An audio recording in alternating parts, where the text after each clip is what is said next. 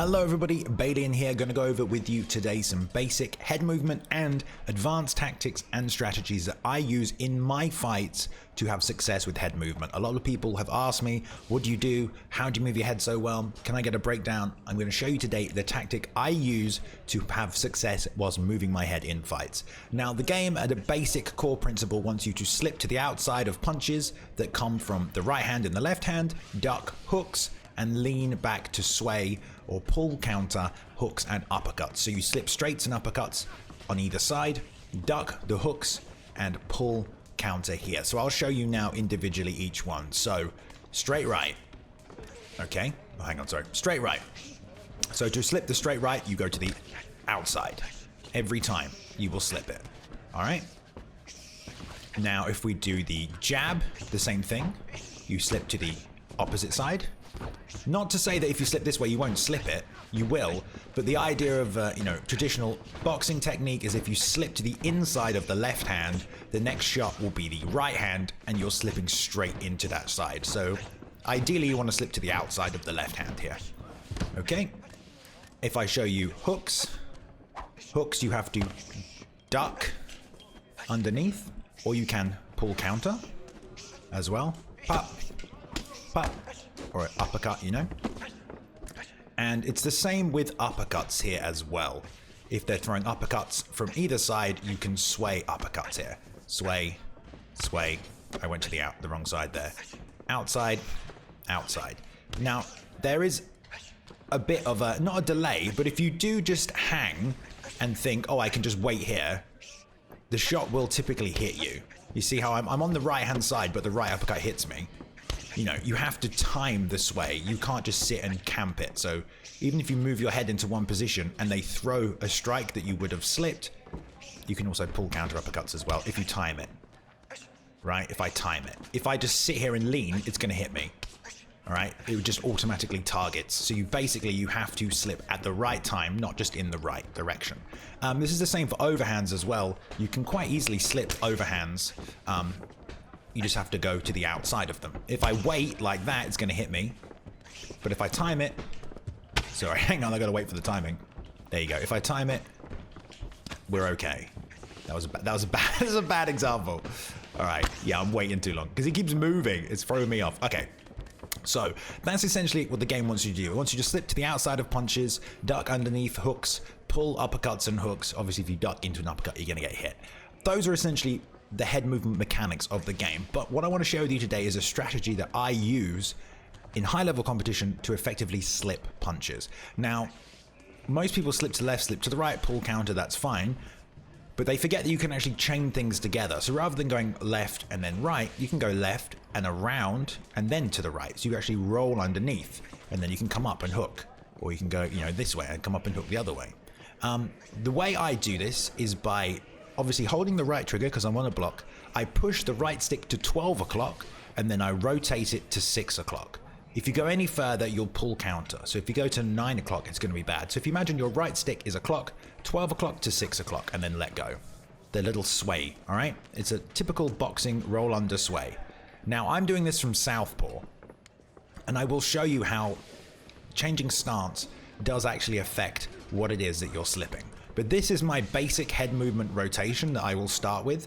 Obviously, if my opponent adjusts, then I will adjust it as well. So let me give you an example. Let's say they're going to do the normal thing, which is to throw a 1-2.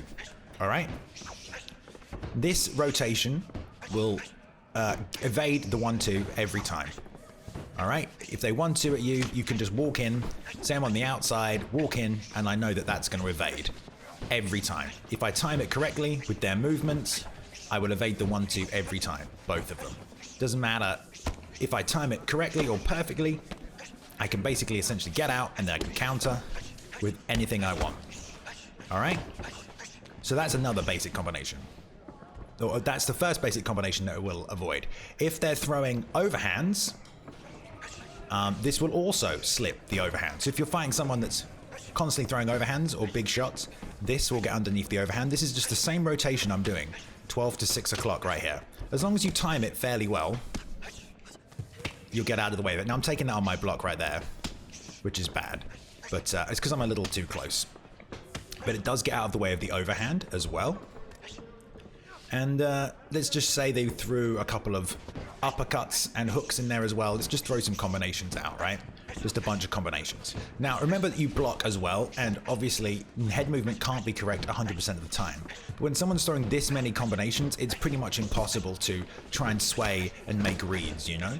But if I enter and stick to my rotation, I'm gonna get out of most of these shots. Maybe I'll take some on the block, but not all of them. And so this specific rotation of 12 to 6 o'clock is my default head movement rotation that I use.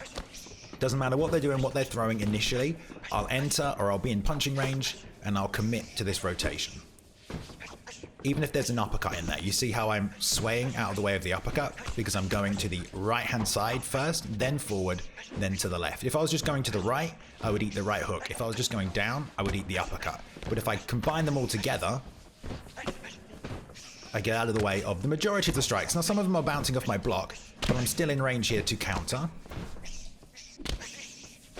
And I've avoided most of the punches. And you know, the idea of the head movement, at least in my game, is to make you miss so that you just drain stamina. You know, even if they were to throw, let's say they were throwing head kicks, you know, this rotation, oh, hang on. Let me do a reset. This rotation would get out of the way of head kicks as well. Even if I came in here. You know, no, I'm a bit too close here. Yeah, hang on. Let me just go off the reaction. Rather than trying to time what they're doing, I'll just look at the body as if it was in a fight. But that one came to the body, cheeky boy. Again. I mean, you can try and duck and time everything, but I'm just trying to show you the rotation right here. If you just stick to it as a defensive mechanic, you can basically get out of the way of it. Now, this is all well and good, and I know that you guys probably think, some of you, you know, that doesn't work, or head movement's a terrible idea, you walk into shots, and like I said, 90% of the time, you know, it works, maybe more, maybe less, depending on your opponent and what adjustments they make. I'm just trying to show you guys what I use as my effective strategy to, you know, avoid shots and stay away from those punches, give myself time to counter. You know, if I'm jabbing on the outside, jab, trying to step in, you know, as long as I stick to this rotation, I usually find that I'm okay. Now, you know, there's lots of different tactics out there. You can try and just make reads specifically on what your opponent's throwing. That's fine as well, but I'm just trying to show you today specifically what I have used and use consistently in fights, which is this 12 to 6 o'clock rotation to find success with my head movement.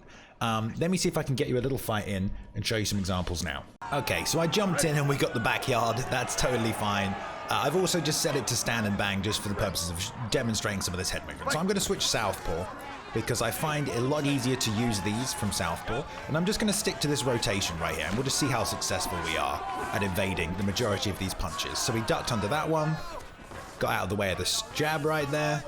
The body kicks, obviously, you know, if someone is kicking you, you kind of do have to adjust and block. You know, you're not going to just spam this head movement the entire fight. It would get pretty easy to predict. But most of the time, if I just stick to this rotation, I find a lot of success in avoiding these shots. Even if it's just getting underneath straight, it's got the outside of that jab right there.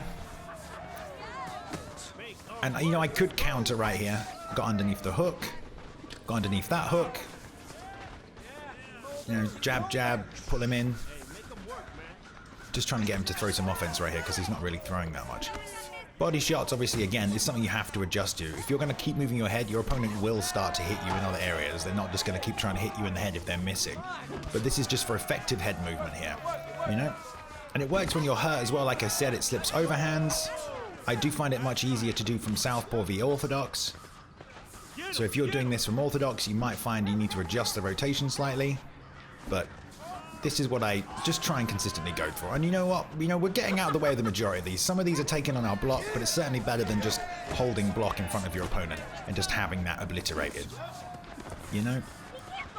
And I don't fight like this. I don't just sit here and spam the head movement rotation. You know, we just go into what we're going to do. Try and throw some offense in here. You know, get some in. Slip that straight there. Fake that. Let's just close the distance on him a little bit. Right, jab, 1, 2, now we're in the pocket, we can commit to the head movement, super passive right here, right? Jab straight again, slip that one. you know. Ooh. Ooh. Ooh. Caught him with that. He's not really throwing that much, is he? Ooh. I want to kind of show you like an overhand that we slip or something. Straight. But anyway, let me know what you think. Just go and give it a try. I mean, it might seem quite rudimental to you, but I use this at a very high level against, you know, Division 18, 19, 20 opponents, and, you know, I slip a lot of strikes from them. Obviously, you get caught by other stuff. You get caught trying to fire back. You get caught slipping and then trying to counter sometimes as well. So it all depends how you like to fight, what your fight style is, but lots of people have asked me about head movement tips. That's my tip. That's my rotation that I use, the 12 to 6 o'clock rotation. And it works out very nicely for me. And like I said, you know, there's many ways to do your own little head movement. Some people maybe just want to camp and they just want to slip and throw, you know, maybe they just constantly try and look for the outside slip for the right hand, or maybe they constantly try to pull counter. But I like to just fit the rotation in there. It gets me in and out of the way. It sets up the lead hook. You know, you can just roll into it constantly as well. So let me know what you guys think. Go test it out, try it out for yourselves. And see how it gets on for you. Thank you for watching. Hope you enjoyed it. If it's your first time here, make sure you check out the rest of the content on the channel. And don't forget, I do stream on Twitch every single day as well. So thank you guys, and have a good day.